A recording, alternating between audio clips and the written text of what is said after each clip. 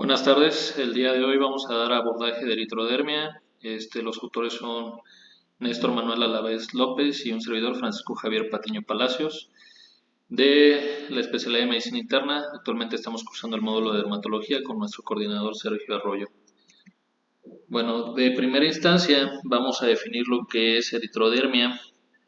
Como tal, la definición de eritrodermia es también conocida como dermatitis exfoliativa generalizada o eritrodermia exfoliativa. Y pues realmente es un síndrome cutáneo inflamatorio grave caracterizado por eritema y descamación generalizado que afecta a una extensión mayor o igual al 90% de la superficie cutánea. Esto es muy importante. Podemos utilizar diferentes escalas para realizar lo que es la extensión de la superficie corporal. Podemos utilizar la escala del tamaño de la planta, que equivale a 1%, o la escala del 9% de cada una de las partes corporales que tenemos. El término de elección para referirnos a este síndrome generalmente es el de eritrodermia. Normalmente no se utiliza dermatitis exfoliativa generalizada o eritrodermia exfoliativa.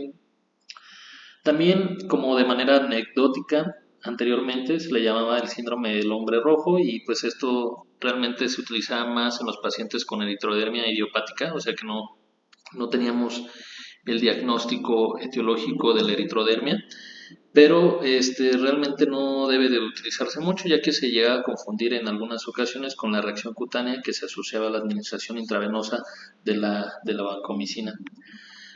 Como un parte, hablando un poco de la epidemiología en esta patología, se trata de un cuadro poco frecuente, y pues la mayoría de los estudios nos muestran que aproximadamente de 9 a 13 casos por 100.000 pacientes año normalmente son los que llegamos a tener claro en el paciente adulto, que es lo que nos importa a nosotros en este tipo de casos.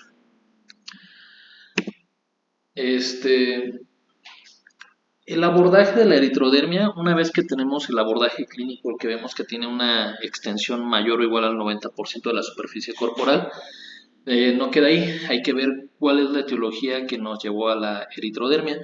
En este caso, pues tenemos que llevar a cabo la determinación de esto. Muchas veces, inclusive con la biopsia, no se llega a tener una determinación efectiva para cuál es la etiología. Entonces, vamos a hablar un poco de la patogenia. Realmente los mecanismos patogénicos implicados dependen de la causa subyacente. Pues sigue siendo un objeto de debate cuáles son las vías fisiopatogénicas que comparten las distintas etiologías. Normalmente se cree que el síndrome procede de una interacción compleja entre las citoquinas, y las moléculas de adhesión celular. Normalmente las implicadas son las interleucina 1, 8, 2 y la molécula de adhesión intercelular tipo 1, el factor de necrosis tumoral y el interferón gamma. Normalmente son estos tipos de células que se han relacionado con la patogenia de la eritrodermia. Normalmente lo que se cree o lo que hacen es la interacción entre estas citoquinas se traduce en el aumento de la división de las células epidérmicas y aumentan la tasa mitótica. El tiempo de tránsito de las células a través de la epidermis se acorta y se produce la exfoliación. Las escamas que contienen aminoácidos, proteínas y ácidos nucleicos se pierden con la descamación, y se ha calculado que este proceso de descamación puede aumentar la pérdida de proteínas entre un 25 a 30% en los casos de eritrodermia psoriásica y entre un 10 a 15% en algunas otras etiologías. Entonces, de manera final, tenemos que la eritrodermia muy probablemente representa la etapa final de muchas otras enfermedades dermatológicas, como se ha visto en un estudio retrospectivos que se han hecho. Normalmente este tipo de estudios son los que realmente son los que se han hecho en esta patología. No tenemos algunos prospectivos, generalmente todos son retrospectivos, en pacientes que ya llegan a una fase terminal de su dermatosis y los encuentras ya de forma clínica con esta eritrodermia que afecta, ya lo habíamos dicho, mayor o igual al 90% de la superficie corporal total. Normalmente tenemos diferentes causas etiológicas, que es lo que habíamos comentado, y pues aquí les dejo en esta diapositiva las principales que llegamos a tener. Tenemos en este cuadrito que la psoriasis es la que más frecuencia reporta la eritrodermia, aproximadamente un 25 a 50%. Posteriormente tenemos aquí a la dermatitis espongiótica del 5.12 a 25.3%, medicamentosa del 11.3 al 21.6%, que, ojo, aquí esta etiología en algunos estudios llega a ser el segundo lugar en exposición a eritrodermia, la medicamentosa. Ya más adelante pues estaremos viendo que, por ejemplo, algunos medicamentos que pueden llegar a desencadenar la esta eritrodermia medicamentosa, muchas veces pues pueden llegar a ser los anticomiciales, los antituberculosos en algunas de estas situaciones. También hay otros medicamentos que los pueden llegar, como cuáles otros: el allopurinol, el beta-lactámicos, las sulfonamidas, hierbas chinas e inclusive los AINES. Entonces, hay que tener cuidado, pues cuántos pacientes en el hospital no vemos con la presencia de consumo de allopurinol, beta-lactámicos, antiepilépticos, sulfonamidas, AINES. Entonces hay que estar vigilando este tipo de patologías para ver que no vayan, digo, este tipo de uso de medicamentos para ver que no hayan sido. Generalmente esta etiología de medicamentosa difiere un poco de las demás, ya que si bien previamente habíamos hablado que la manifestación clínica de la eritrodermia normalmente se presenta de manera gradual e insidiosa, es casi siempre en estos tipos de pacientes, excepto en los casos de origen medicamentoso. Normalmente este trastorno comienza con placas de eritema más agudo que en los demás casos, y normalmente también suele desaparecer de 2 a 6 semanas tras la interrupción del fármaco responsable. También hay otros criterios diagnósticos o claves para el diagnóstico de la etiología medicamentosa, como la presencia de eosinofilia, el aumento de enzimas hepáticas, el aumento de la creatinina. Hablando de eso, pues vamos a hablar un poco de la clínica que debemos de pensar o sospechar en cada una de las cosas. Para tener un adecuado abordaje, pues hay que tener una adecuada anamnesis, una adecuada exploración física, algunos estudios complementarios, algunas perlas de orientación hacia cada etiología hacia las que nos puede causar la eritrodermia. ¿A qué me refiero con perlas de orientación? Como el caso de los medicamentos, que va a ser un abordaje más agudo, en cambio de que que es manera más insidiosa en las demás etiologías, y como de que llega a resolver de 12 a 6 semanas después del uso de su interrupción del fármaco sospechoso. De igual manera, por ejemplo, en la psoriasis, pues en un paciente que ya tiene el antecedente de psoriasis de más de 15, 10 años de evolución, que ya tiene afectación con artritis psoriásica, pues es una perla de orientación hacia este tipo de pacientes. Hablando de nuestros primeros etiologías, normalmente habíamos hablado que en la psoriasis lo que vamos a encontrar por clínica normalmente son placas psoriásicas previas, la presencia de queratodermia palmoplantar, cambios en uñas, presencia de artritis, afectación de cuero cabelludo, características similares a dermatitis seborreicas, y pues generalmente las perlas en este caso, pues normalmente siempre, acuérdense que en todos los diagnósticos vamos a excluir las causas más comunes, entonces esta es la causa más común. Hay que descartarla sí o sí. La psoriasis normalmente, como les dije, ya tiene que ser una larga duración. Algunos lo hablan desde 15 años, otros de 10 años desde el diagnóstico. Y normalmente se ve en el contexto en el que el paciente haya hecho suspensión de corticosteroides sistémicos o tópicos, que ya hayan tenido un uso prolongado previo, o la presencia de también la suspensión del metotrexato o la ciclosporina. Normalmente en la dermatoscopía, lo que vamos a ver en este tipo de pacientes van a ser escamas blanquecinas, vasos punteados, la presencia de un fondo rojizo homogéneo regularmente dispuestos. Y en la histopatología lo que vamos a ver generalmente va a ser hiperplasia epidérmica psoriasiforme, con paraqueratosis confluente en capas con neutrófilos, hipogranulosis y vasos papilares dilatados y tortuosos con presencia de microabscesos en munro, pústulas espongiformes de cobo. Esto es, hablando de la psoriasis, que es nuestra causa más frecuente. Posteriormente les voy a hablar, aunque aquí tenemos en segundo lugar a las dermatitis espongióticas, les voy a hablar de la medicamentosa, que en muchos otros estudios también llega a ser considerada la segunda en forma de frecuencia. Normalmente en la clínica que vamos a tener pues es una escama exfoliativa precedida por una erupción morbiliforme, la presencia de edema facial y prurito. Normalmente las perlas en este tipo de casos que vamos a buscar es que el paciente use alguno de los tantos tipos de medicamentos que nos pueden causar, como la presencia de antiepilépticos, allopurinol, betalactámicos, sulfonamidas, hierbas chinas, AINES, y que normalmente suele resolver de 2 a 6 semanas tras la interrupción del fármaco responsable, la presencia de eosinofilia, también en la presencia de la biometría hemática, el aumento de las enzimas hepáticas y el aumento de la creatinina.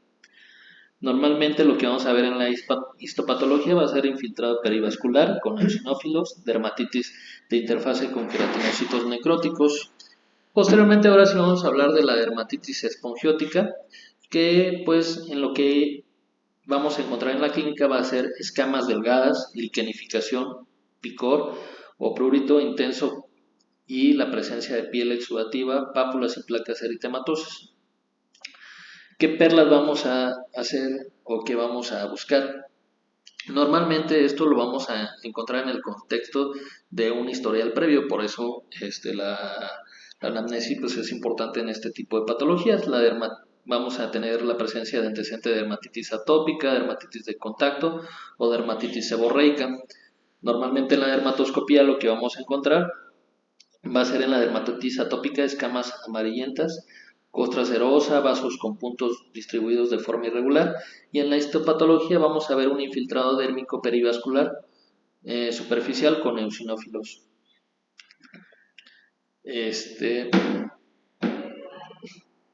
Tenemos algunas otras etiologías, como la pitiriasis rubra pilaris, en la cual la clínica va a ser pápulas hiperqueratósicas foliculares, islas de piel respetada, queratodermia palmoplantar anaranjada. Normalmente vamos a tener algunas claves o perlas, como serían la diseminación cefalocaudal, aparición aguda, sexta década de la vida y ectropión. Normalmente en la histología vamos a encontrar una hiperplasia epidérmica con ortoqueratosis alternante horizontal y vertical y paraqueratosis, presencia de tapones foliculares con paraqueratosis en hombros. Ahora también tenemos la presencia de paraneoplasias. Normalmente vamos a tener en el contexto de linfomas de células T, en el síndrome de Sézary y síndrome de micosis fungoide, y en la clínica vamos a presentar al paciente con queratodermia, palmoplantar fisurada dolorosa, prurito intenso, hepatoesplenomegalia, uñas hipertróficas y una ectropía. Las claves o las perlas en este tipo de casos vamos a tener linfadenopatía, alopecia, fasias leoninas, hepatoesplenomegalia, sangre periférica con células de Sézary, CD4 y CD8 en relación de 10 o más. Y pues estas son algunas de las claves para hacer el diagnóstico o pensar en la etiología de este tipo de casos. El caso inicial o lo que vamos a ver, el manejo inicial en este tipo de pacientes, primero pues vamos a hacer el monitoreo hemodinámico, el manejo hidroelectrolítico, la evaluación y manejo de piel y mucosas, el monitoreo de la curva térmica, el apoyo nutricional y el manejo de infecciones cutáneas, así como el manejo sintomático, que una de las manifestaciones de la que más se quejan el tipo de los pacientes pues es la presencia del prurito, hasta el 85 a 90% de los pacientes. Entonces, pues en este caso es muy importante ver primero el monitoreo hemodinámico y el manejo hidroelectrolítico. Hay que, de manera inicial, ver si el paciente necesita apoyo nutricional o tiene intolerancia a la vía oral, o que el paciente necesita resucitación con líquidos intravenosos. Normalmente en estos casos, la hidratación del paciente, pues ya que llega a perder mucha líquido y proteínas, llega a ser con soluciones intravenosas de tipo cristaloide que contengan sodio, en un rango de 130 a 154 milimoles por litro, y vamos a iniciar con un bolo inicial de 500 mililitros en menos de 15 minutos. Y esto es a considerar muchas veces todavía con la repercusión hemodinámica y con la presencia de gasto urinario. Podemos optar en muchas ocasiones el manejo que continúa en terapia intensiva en este tipo de pacientes que llegan a requerir mayor manejo hidroelectrolítico o mayor monitoreo hemodinámico por una alteración en el mismo. Medidas generales que debemos saber que deben tener estos pacientes es que hay que tener un ambiente húmedo para prevenir la hipotermia. Hay que tener uso de apósitos húmedos y cremas emolientes. De hecho, en este caso de los pacientes, pues es lo que le llaman la barrera cutánea y la temperatura corporal de este tipo. Hay que, ah, hay que utilizar tanto emolientes, esteroides tópicos de baja potencia, vendajes húmedos y posteriormente vendajes secos. Estos en este orden normalmente no lo toman así estas guías para estarlos utilizando. En tratamientos sintomáticos se pueden utilizar corticosteroides de potencia baja en cara y pliegues y de mediana potencia en el resto del cuerpo. También podemos llegar a utilizar lo que son la presencia de antihistamínicos como lo que es la difenidramina y la hidroxicina. Y la difenidramina lo podemos utilizar de 25 a 50 miligramos cada 6 a 8 horas y la hidroxicina de 25 miligramos de 3 a 4 veces por día.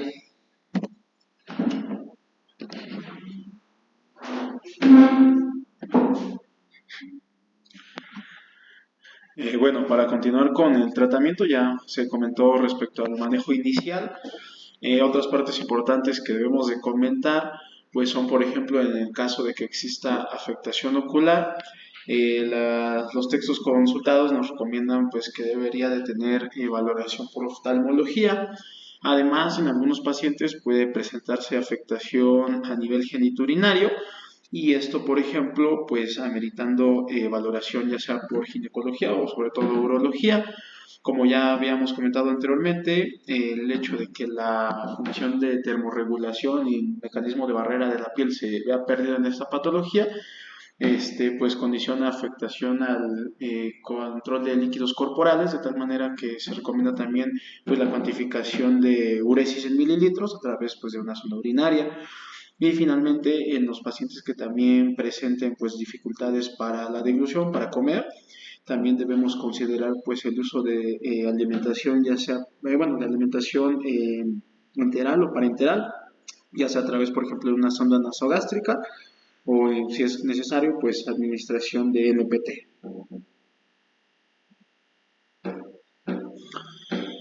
Bueno, continuando con estos tópicos respecto al tratamiento, debemos mencionar y especificar que la mayoría de los pacientes van a responder al tratamiento sintomático, es decir, al manejo inicial que ya mencionábamos anteriormente, las claves puntuales que ya especificamos respecto al control de líquidos, el control de la temperatura corporal, la cuantificación de la uresis, el reposo en cama, e incluso algunos textos nos mencionan utilizar la sedación en casos necesarios.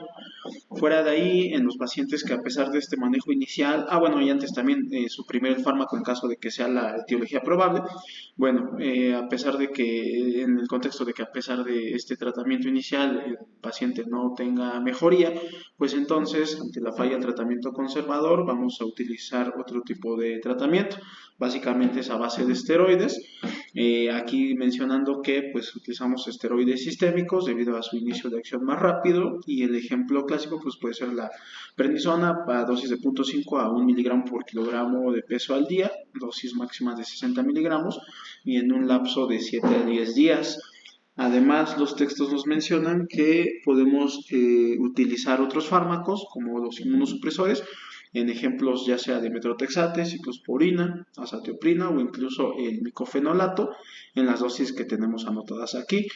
En la bibliografía también mencionaban que de estos inmunosupresores solían sugerir el uso de ciclosporina porque al parecer es el fármaco que tiene un efecto más rápido respecto a los previos. Sin embargo, cualquiera de ellos puede resultar de utilidad.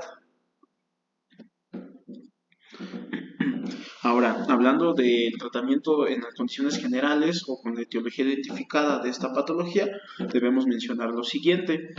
Por ejemplo, cuando sospechamos de infección por virus herpes simple, el tratamiento pues va a ser, como ya sabemos, a base de antivirales, ya sea aciclovir, famciclovir o valaciclovir. Lo vamos a dar el tratamiento por 7 a 10 días, según sea el caso, con las dosis pues especificadas aquí en esta diapositiva, y recordando que el manejo va aunado al tratamiento médico inicial que ya habíamos explicado en un principio. Aquí, bueno, también mencionar que en ocasiones se pueden añadir infecciones agregadas, en este caso, pues considerar la infección por Staphylococcus aureus, incluso meticilino resistente. Los textos nos dicen que siempre hay que sospechar de este agente, sobre todo si el paciente no presenta mejoría clínica, tiene mayor deterioro, ha presentado tal vez datos sistémicos, pues debemos considerar definitivamente este agente e iniciar el tratamiento. Bueno, aquí observamos una tablita donde nos demuestran algunos tratamientos antibióticos que son los que podemos utilizar. Bueno, ya los conocemos, los hemos utilizado en muchos pacientes, pero aquí nos mencionan pues estos fármacos que podemos considerar o debemos más bien considerar y utilizar en caso de sospechar de que se haya sobreagregado pues una infección bacteriana, específicamente pues por un MERS. Aquí, bueno, viene a continuación de la tabla, nos recomiendan sobre todo utilizar, bueno, ya sabemos, para el MERS, pues utilizar fármacos específicamente dirigidos para estos agentes, y bueno, son los que ya conocemos y los que nos recomiendan los textos. Hablando ahora de cuando existe reacción de hipersensibilidad a fármacos, también nos ponen como parte del tratamiento pues el uso de esteroides sistémicos. Aquí pues igual recomiendan el uso de prednisona, pero a dosis de 0.5 miligramos por kilogramo día. En general mencionaba el texto que en torno a 24 horas, bueno, menos 24 horas, ya suele haber buena respuesta al tratamiento, y también especificaban el uso de inmunoglobulina. Este tratamiento pues lo recomiendan a dosis de 1 gramo por kilogramo en torno a 3 días, y pues ya sabemos que la administración es por vía intravenosa. Bueno, ahora para hablar de otras causas específicas, mencionando la psoriasis eritrodérmica, pues mencionan que el tratamiento inicial, bueno, el tratamiento que debemos de agregar es una terapia sistémica o bien agentes biológicos. Aquí pues tenemos varias opciones terapéuticas. Sin embargo, en la bibliografía nos mencionaban que la ciclosporina es de los fármacos de primera línea, aunque también mencionaban que podemos utilizar el metrotexate, sin embargo, considerando que suele tener una acción lenta. También la citetrina, como bien anotada ahí en esas dosis, puede considerarse incluso de primera línea, pero al igual que el metrotexate, suele considerarse como de acción lenta. Entonces, por así decirlo, si tenemos pues disponible la ciclosporina, los textos nos recomiendan que podríamos iniciar con este tratamiento. Aquí, bueno, ya observamos las dosis, especificando, por ejemplo, la ciclosporina, 4 miligramos por kilogramo día, y una vez que encontremos mejoría clínica, pues podemos ir disminuyendo 0.5 miligramos por kilogramo por semana. Como ya dijimos, es el fármaco que en general nos recomiendan para iniciar este manejo. Solo aquí como especificaciones también debemos mencionar que existen algunas contraindicaciones en los cuales pues no deberíamos utilizar estos medicamentos, y sobre todo pues nos mencionan aquellos pacientes que son muy pequeños, tal vez menor de 18 años o bien mayores de 64 años, y sobre todo que tienen antecedentes cardiovasculares de importancia, aquellos pacientes que tienen pues algún grado de inmunosupresión considerable, o bien bueno, el embarazo, que también sería una situación a considerar para no utilizar estos fármacos. De ahí, bueno, mencionar en cuanto al metrotexate, bueno, ya sabemos siempre, pues como precaución, ir vigilando pues la presencia de hepatotoxicidad y bueno, también considerar algunas otras situaciones como por ejemplo alguna patología hematológica grave o bien alguna probable reactivación de tuberculosis, situaciones que nos harían no utilizar este fármaco. Y finalmente, en el caso de que pues, vayamos a utilizar acitectrina, pues ahí, bueno, la bibliografía nos sugiere previamente, pues considerar a aquellos pacientes que tengan deterioro de la función hepática, deterioro de la función renal o incluso dislipidemia y trastorno del metabolismo del tiroideo. Nos menciona que en ellos tal vez no sería el mejor fármaco a elegir. Todo esto lo mencionamos porque, como ya dijimos, pues existen varios fármacos que podríamos utilizar, pero bueno, ya sabiendo que cada uno tiene sus indicaciones, sus contraindicaciones, que existen pues fármacos considerados de primera línea, aunque de acción corta, y bueno, según esto, pues con toda esta información, determinar o decidir qué tratamiento utilizar. Y bueno, antes también se nos estaba pasando, también recordar que el infliximab en dosis de 5 miligramos kilogramo de peso administrado por vía intravenosa a la semana. Bueno, con este fármaco como consideraciones, pues nos recomiendan que aquellos pacientes que tienen insuficiencia cardíaca, sobre todo pues clases funcionales de la NIJA 3 o 4 con evidente deterioro, pues no utilizarlo, o bien aquellos pacientes que tienen riesgo de malignidad o que sospechemos de alguna malignidad en ese paciente, pues no será la recomendación más importante o principal para utilizar este fármaco. Hablando ahora de la dermatitis atópica eritrodérmica, ahí también en ese contexto nos recomiendan como tratamiento, como parte del manejo, pues el uso de corticosteroides. Aquí sugieren el uso de prednisona a dosis de 1 miligramo por kilogramo de peso al día. Y pues bueno, aquí también es importante mencionar que en este contexto también nos recomiendan el uso de fototerapia de banda ancha, y bueno, ahí lo menciona específicamente de rayos ultravioleta de tipo B, en los nanómetros, bueno, considerados ahí, y que nos sugieren que este tipo de tratamiento también suele dar pues buena respuesta a este tipo de pacientes.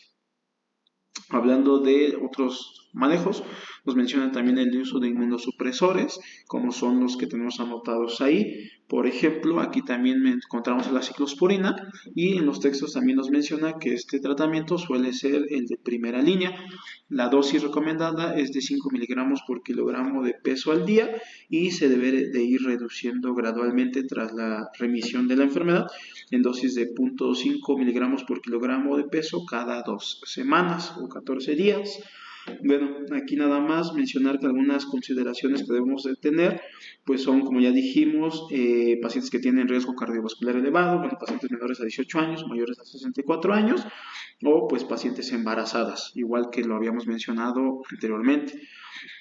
Otros fármacos que podemos utilizar pues también son el metrotexate, pero aquí las dosis son en torno a de 10 a 25 miligramos por semana y se van a ir reduciendo gradualmente tras la remisión de la enfermedad. Las consideraciones, pues ya las que también conocemos: afectación hepática, embarazo, etcétera, etcétera, alteraciones hematológicas, etcétera. Y finalmente la satioprina, bueno, aquí nos recomiendan utilizarla en dosis de 100 a 200 miligramos al día, y una vez que encontremos remisión del cuadro, nos recomiendan también irla reduciendo pues de forma gradual. Aquí en este fármaco, la satioprina, algunas consideraciones que debemos de tener para no utilizarlo, pues son, por ejemplo, cuando exista pues afectación hepática considerable, afectación cardíaca, sobre todo insuficiencia cardíaca importante, clase 3 o 4 de la NIJA, o bien también cuando exista pues embarazo. En estos contextos, pues ya dijimos, no serían los casos más recomendables para utilizar este tipo de tratamiento. Y bueno, hablando del síndrome de Sézary, en este contexto, pues bueno, como ya habíamos mencionado, aparte del manejo médico inicial, que pues en general va a ser el que vamos a utilizar para todos, pues bueno, para todo, para este cuadro, aún sin saber la etiología específica. Aparte de eso, también hay algunas consideraciones, como son las que están anotadas aquí. Como ya sabemos, pues el síndrome de Sézary, bueno, específicamente aquí hablando de este apartado, básicamente estamos hablando de, pues, de patología maligna. Entonces, por eso, o eso explica el por qué se deben de, pues, destruir este tipo de células, o el tratamiento, bueno, consiste se centra, se dirige en controlar estas manifestaciones explicadas por estas células, pues, malignas. Entonces, bueno, aquí como manejo nos mencionan el uso de fotoquimioterapia extracorpórea. Nos podemos utilizar, bueno, podemos utilizar también retinoides sistémicos, fármacos como el metrotexate, con las consideraciones que ya habíamos mencionado anteriormente, o bien inhibidores de esto que se llama de acetilasa histona, que son fármacos como los que vienen anotados ahí, romidepsin, burinostat o belinostat. Esos fármacos, entonces, bueno, si bien no son, pues, tan disponibles, nos mencionan que son fármacos que se ha visto, pues, dan mejoría para este tipo de cuadros. Ahora, hablando de la pitiriasis rubra pilaris, en ese contexto, pues entonces nos mencionan el uso básicamente, pues, de retinoides sistémicos. Y bueno, también el uso de fármacos como el metrotexate. Aquí recomiendan que pueden utilizar a dosis el metrotexate de 10 a 25 miligramos por semana, con las consideraciones que pues ya mencionamos, que ya conocemos, o bien utilizar fármacos como por ejemplo también la acitetrina. Aquí la dosis recomendada es de 0.3 a 0.75 miligramos por kilogramo al día, y recomiendan también su reducción gradual hasta encontrar pues la remisión. Las contraindicaciones, bueno, aquí mencionan en este fármaco pues el embarazo, pacientes que están lactando, o bien situaciones de deterioro de la función renal, deterioro de la función hepática, o incluso pues dislipidemias, como ya habíamos dicho. Y finalmente, bueno, nos dicen que también algunos pacientes podrían mejorar pues tras el uso de interleucina 17 o inhibidores de interleucina 23, como son los fármacos aquí registrados, que son el ixekizumab o secukinumab.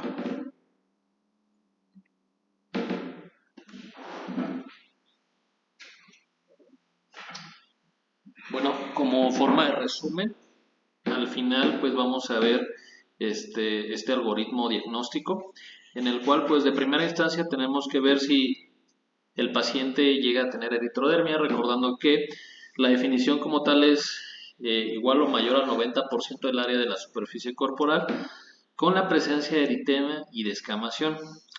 Recordemos que se puede utilizar para medir la superficie corporal total con la regla palmar o con la regla de los 9.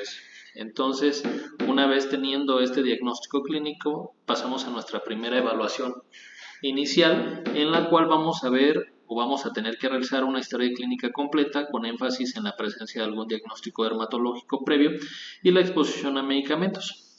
Esto pues a alusión a que recordemos que la primera etiología o más frecuente pues sería la psoriasis, en este caso ver si no tiene alguna previo diagnóstico dermatológico, y el uso de medicamentos que, si bien sabemos, en algunas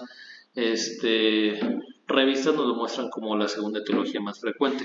De igual manera, también tenemos que ver los signos vitales del paciente, su índice de masa corporal, hay que realizar una adecuada exploración física y revisar la presencia de neuropatías periféricas. Esto en el contexto, ya que muchas veces esto nos llega a orientar a una patología paraneoplásica o un linfoma relacionado a células T.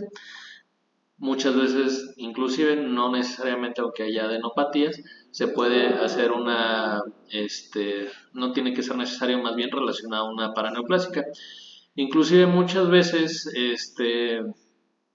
se ha hecho el diagnóstico con la toma de biopsia de ganglios crecidos en este tipo de pacientes. También debemos de realizar o descontinuar los medicamentos innecesarios en caso de sospecha de que el paciente sea una eritrodermia por medicamentosa. De igual manera, tenemos que hacer estudios de laboratorio y considerar hemograma completo, pruebas de funcionamiento hepático, glucosa, urea, creatinina y panel de electrolitos. Así de igual manera hay que determinar el estado nutricional del paciente, hay que ver su índice de masa corporal total, o si ha tenido una pérdida intencional de peso mayor al 10% en los últimos 3 a 6 meses. Posteriormente a este tipo de casos, la etiología de la eritrodermia identificada puede puede ser que ya se haya identificado con la evaluación inicial o que no se haya iniciado. Si ya se identificó de manera inicial su manera etiológica, hay que ofrecer tratamiento específico y determinar el estado general del paciente. Posteriormente, independientemente de si ya se dio el tratamiento específico o no, hay que continuar con la presencia de la evaluación del paciente. Posteriormente aquí tenemos ya aquí dos opciones. Del lado izquierdo, pues podemos considerar al paciente con un manejo ambulatorio y del lado derecho considerar al paciente con un manejo intrahospitalario. Hay varias preguntas, si se fijan, vamos a tener alrededor de 6 preguntas que siguen en la siguiente exposición, que nos van a considerar que el paciente se maneje de manera intrahospitalaria, y en dado caso de que sean negativas estas preguntas, se puede optar por que el paciente se maneje de manera extrahospitalaria. Aquí, pues, generalmente, si todas cumplen que no, normalmente el manejo es ambulatorio. Pero si alguna de estas preguntas es que sí, hay que considerar el manejo intrahospitalario. ¿Cuáles son estas preguntas? El paciente necesita apoyo nutricional y tiene intolerancia a la vía oral. Si la respuesta es que sí, hay que considerar el manejo intrahospitalario. De igual manera, el paciente necesita resucitación con líquidos intravenosos o pérdidas insensibles de agua son demasiadas y no hay demasiado ingreso, hay que considerar el mismo manejo intrahospitalario. Otra pregunta, ¿existe la necesidad de educar al paciente de la aplicación de los tratamientos tópicos complejos o se requiere apoyo de enfermería para iniciar régimen terapéutico? Si la pregunta es sí, de igual manera hay que considerar el manejo intrahospitalario. Fiebre alta, la misma contexto. Estudio de laboratorio normal que en su contexto clínico específico pudiera requerir hospitalización, pues también hay que considerar su hospitalización. Necesidad de medicamentos intravenosos, ¿cuáles? Como los boles de esteroides. De igual manera se tiene que considerar el manejo intrahospitalario. Se requiere aislamiento por contacto. Si la respuesta es sí, de igual manera nos vamos al mismo lado derecho. Si todas estas preguntas la respuesta es no, pues nos vamos a considerar que el paciente pueda tener un manejo extrahospitalario o ambulatorio. Viendo del lado derecho el manejo hospitalario, algunos autores llegan a considerar que por el hecho de que hay una afectación de mayor o igual al 90% de la superficie corporal de la piel afectada, esto en sí ya es un hecho de que se deba de hospitalizar al paciente. También, en este caso, el manejo de la hidratación. Si el paciente está hipovolémico, hay que iniciar resucitación con soluciones IV tipo cristaloide que contengan normalmente sodio, 130 a 150 milimoles por litro, con un bolo inicial de 500 mililitros en menos de 15 minutos. En este caso es lo que les comentaba previamente. Se tiene que hacer una consideración a referencia a unidad de cuidados intensivos a los pacientes que llegan a estar hemodinámicamente inestables. Si el paciente está euvolémico pero no puede satisfacer sus necesidades de fluidos o electrolitos por vía oral, se debe considerar la terapia intravenosa y pues individualizar este tipo de tratamiento en cada paciente. Obviamente pues se debe llegar a continuar la monitorización del gasto urinario, la presencia de creatinina y urea, lo que nos va a estar dando la correlación de la necesidad de terapia hidroelectrolítica. Y pues si llega a ocurrir una infección bacteriana secundaria, se sospecha de septicemia, considerar múltiples hemocultivos para dar el tratamiento óptimo y dirigido a este tipo de pacientes. Y hay que continuar con las recomendaciones en la sección del manejo ambulatorio. ¿Cuáles son estas consideraciones en el manejo ambulatorio? Pues la presencia de que nuestro síntoma más generalizado, que hablamos del 85 a 90% de los pacientes presentan, pues la presencia de antihistamínicos, por ejemplo la presencia de hidroxicina. Hay que también mantener una barrera cutánea y temperatura corporal adecuada. Y hay que regular, en este caso, la temperatura de la habitación, hay que utilizar baños coloides, la aplicación frecuente de cremas emolientes y compresas húmedas. Todos estos tienen un orden de aplicación, como ya les había comentado, y normalmente es emolientes, posteriormente esteroides tópicos de baja potencia, vendajes húmedos y vendajes secos. De igual manera, también hay que ver la parte de la nutrición, que sería que hay que hacer una interconsulta, en este caso a los expertos en nutrición, indicar posibles balances nitrogenados negativos, edema, niveles bajos de proteínas séricas e inversión de la relación albúmina-globulina. Son en estos casos donde va a ser los indicadores de posible balance nitrogenado negativo. También hay que individualizar el tratamiento antimicrobiano ante signos clínicos evidentes de infección, por ejemplo, baño con cloro, hipocloricina, todo en este tipo de casos. En sí, todo esto es un resumen de nuestro abordaje de la eritrodermia un poco sencillo y en el cual nos podemos estar basando para nuestro día a día en este tipo de pacientes.